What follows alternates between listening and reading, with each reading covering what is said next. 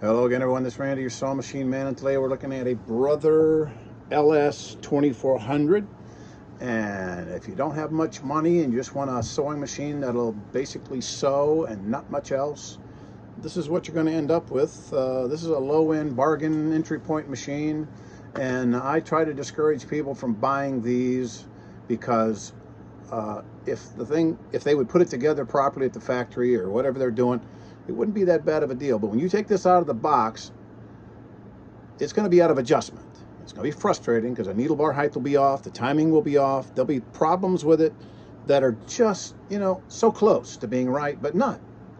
So if you get one of these used, oh, it was only $15, oh, it was only $49. People tell me, oh, it was only, and whenever you use the word only, anything comes after that is a miracle. It was only $8, it was only $80, whatever it is.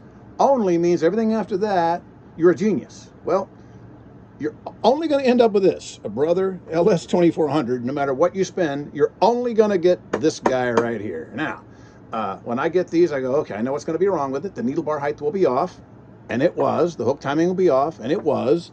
And of course, the folks are struggling and jamming and breaking, and the hook assembly is going to be all chingered up, and the needle plate's going to be all banged up. And everything on these is always the exact same thing, because I can take 10 of these out of the box and one of them might work perfectly. I wouldn't bet on that. One of them, no matter what happens, you can't get it to work. Out of 10, there's going to be one that's just, oh my God, what were they thinking? The rest of them will be somewhere in between. So you're rolling the dice with any of these real low-end Brother machines. As the Brothers get higher up, they're not that bad. But the low-end ones, I don't know if everybody, the first day on the job, they get to assemble these and then work on the other ones later.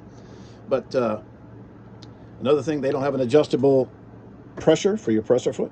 So whatever spring they put in there, whatever strength of pressure it has, or however they set it, you're stuck with that one setting. If it's really, really tight like this one, you won't even be able to maneuver your fabric.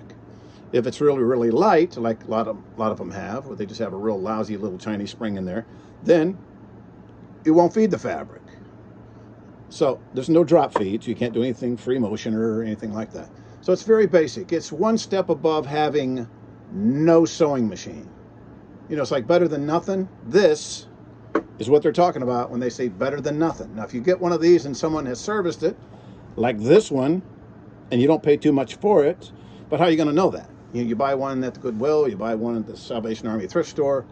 You want to start out with something that's basically good enough to put some money in and have something when you're done, as opposed to putting good money into something and when you're done, you still have this. So I tell people till I'm blue in the face, and they go, well, it was just, and I go, okay, all right.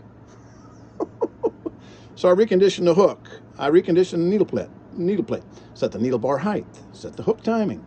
The tension when it came in was on 0, and like I said in the previous video, anytime the tension's on 0, it's not going to work. That means there's no tension. 0 means none, nada, zilch.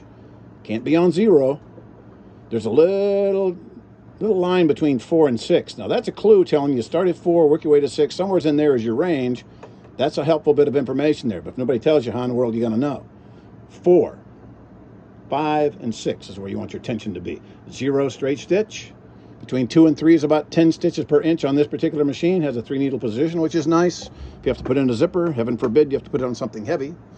Bobbin winders, plastic, it'll break. They come in with those broken off. I tell them to go to Joann's, get one of those little deals called the side winder. You put your bobbin on it, you wind it.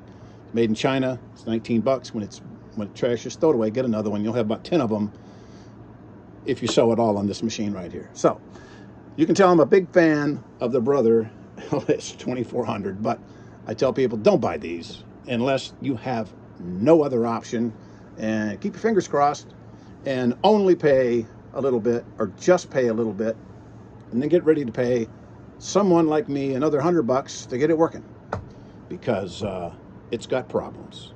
The Brother LS-2400. Thanks.